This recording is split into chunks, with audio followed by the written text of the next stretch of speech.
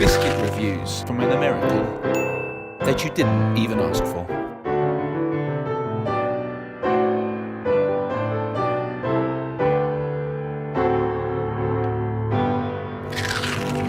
Welcome everybody to Biscuit Reviews from an American that you didn't even ask for, a special quarantine edition here in my backyard in Brooklyn, New York. As you can see, I am safely social distancing from pretty much anybody, though I do have a special guest that I'll be bringing on shortly.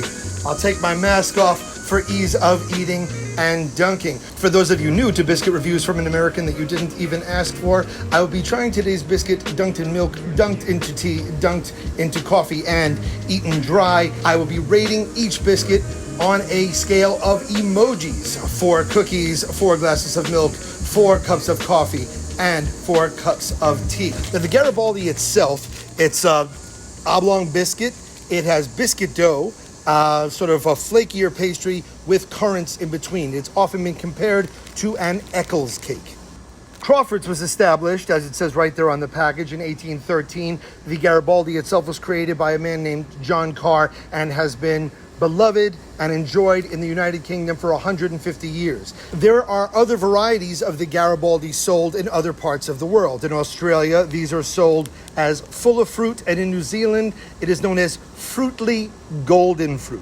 Now, one of the first biscuits that was recommended to me was the fruit shortcake. Shout out to my buddy, actor Nick Frost, who actually referred to them as dead fly biscuits because of the little bits of currant that are in the cookie. Well, I found out, as you see a live fly buzz around me, that these are also called fly sandwiches or smashed fly sandwiches because of that layer of currant in the middle. The Garibaldi was first introduced to the market in 1861, made in a factory in Bermondsey from a company called Peak Friends, known to Americans as a very serious cookie. Peak Friends are extraordinarily serious cookies.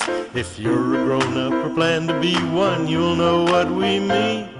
Peak Friends are a very serious cookie. Now, while in the past they have done versions that are covered in milk chocolate or dark chocolate, these are the original, these are the classic, and these are the ones that we are going to review today on Biscuit Reviews from an American that you didn't even ask for. Crawfords Garibaldi. Today's coffee is North Shore Originals Chocolate Haupia Blend. Super delicious, a little bit dessert-like, and it contains 20% of coffee from the iconic coffee region on the Big Island of Kona and 20% from Waialua. The tea, good old brand, beloved in the UK, Bigelow's. This is their vanilla chai, and the milk is almond milk that I made, and I will show you how to do that on another video. Now, you can see there's another chair. You can see there's another glass of milk, another cup of tea, and another cup of coffee. And before the rain gets any worse, I'm going to bring in my guest, my mom, who's very upset about the rain. Come on, Mom, we'll do this quickly. I promise. She's being such a good sport. Oh, shit. It's okay, it's okay. Go, go, go, go, go.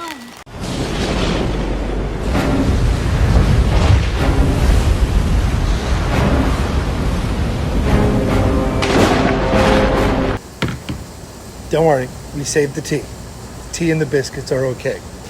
Without further ado, my guest for this quarantine backyard edition of Biscuit Reviews from an American that you didn't even ask for is probably the person who gave me my first ever biscuit, my mom. Come on in, Mom. We've both been tested, but we're still going to socially distance. We have our masks. She's got hers. Mine's on the back of my chair right now. The chair's wet. I'm so sorry. Do you want the towel? Do you want the towel? Too late now. I'm going to pay for that so hard. I'm so sorry. At least the plate's dry. Now, Mom, you went to England with Daddy, actually, back in the day. I remember when you came to visit me when I was doing Barbecue Champ for ITV. I know that you guys ate at a place in Earl's Court in London called Manzi's. You talked to me about their fish, deeply beloved spot. And what do you have any recollection of British biscuits that you love, or British desserts or treats that you love? Oh yeah, we had a dessert, all right. This is really true. Please don't be a guy. Please don't be a guy. His name was John. I'm like, We had a dessert when I was with your father. We had a dessert called Spotted Dick. Right. I know that spotted dick is not a venereal disease. Spotted Dick, and it's not like a nickname for like a guy named Richard who's got freckles. It's like a rum. It's like a suet. Was it? Don't say it. Don't say it, Adam. Don't make that joke. Did you get some bad dick? I'm going to hell. I'm glad it rained because it will help put out the fire. All right, so we're going to try the cookie dry. Again, Mom, we're rating this 1 to 4 cookies, not dunked in anything. Okay, chin chin.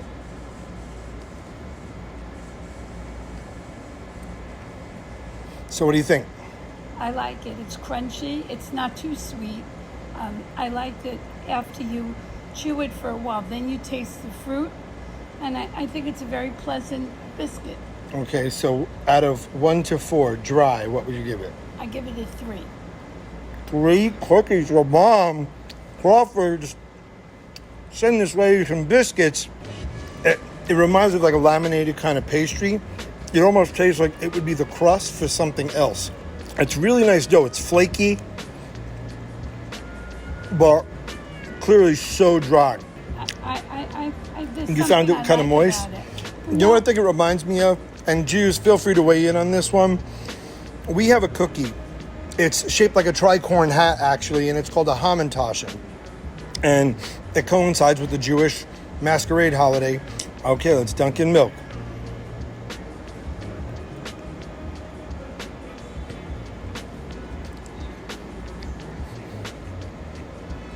The milk kind of hastens it hastens you getting to the fruit part of this biscuit, right? So, and I love the word hasten. It's decidedly British. Hasten the horses. Compared to the dry, how many glasses of milk would you rate this on a scale of 1 to 4? Okay, well, yeah, I think I prefer dry. Okay, so 2 glasses of milk for Mom. I actually liked the hastening of the access to the fruit. And again, I like the glaze on it. If you look at the actual biscuit itself, it has like a really like nice glaze. Like I said, it reminds me of a pie crust or the top of a pie. Right. But I like that. I like that where it gets just before a cookie might fall apart. All right, dunk in the coffee, Mom. This is hard because of the optical illusion mug. I mean... You dunked in the tea? You dunked in the tea? Okay. Well, what's your tea rating? We can go inverse. This was a very interesting experience. I would give because you expected coffee. That's you got right. tea? I would give it a 3. Can I dunk in coffee now or have to wait? Why don't you wait? I'll shout out my friends from Voodoo Donut. Delicious. And I was afraid that the chocolate note in the coffee might actually obscure some of the flavors, but it's actually more coffee forward than anything else. I actually preferred the milk. I think that the flavor of coffee, the sort of bitter note that tends to work really well with chocolate, with caramel, with toffee, even with shortbread. I think with the fruit, it's a little bit incongruous. I didn't really enjoy it. So I still think it's a solid biscuit. And I'm going to give it 2.5 cups of coffee. Mom, how many cups of tea? 3 cups of tea for you on Garibaldi? Yeah. Mm-hmm. All right. And now to the tea. I agree with you about the coffee. The coffee doesn't enhance the biscuit. Do you feel it detracts? Yeah. Does it hasten your unenjoyment of the biscuit? People have to understand that we're fighting inclement weather here. Mom, what is your score? My score for the coffee, the biscuit and the coffee, I would say is a 2. 2 cups of coffee.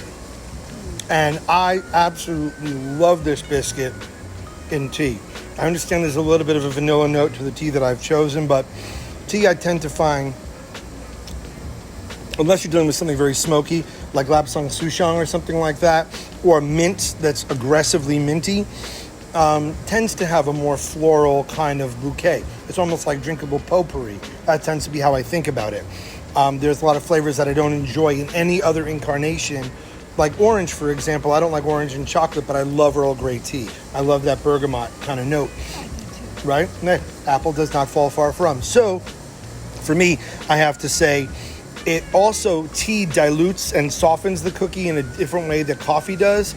and the biscuit holds together more and actually separated into the flakes instead of just sucking it up like a sponge. Maybe the water nature, there was no acid like there normally is, or oil from coffee. So I'm actually going to give it, I'm tempted to give it my first perfect 4. I don't know if I've ever given 4, but you know what? I think I will. I think they've been with us through the rain, and I'm so happy that you and I have made it through the first peak of coronavirus. So I'm going to give the Crawfords Garibaldi 4 cups of tea. How about that? There you go.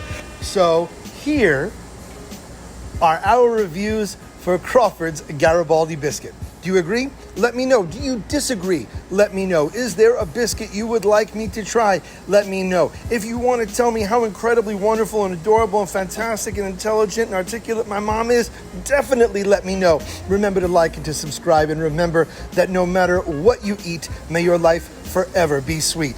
I'm Adam Richman. This has been Biscuit Reviews from an American that you didn't even ask for, and I will see you next time. Air high five, Mom.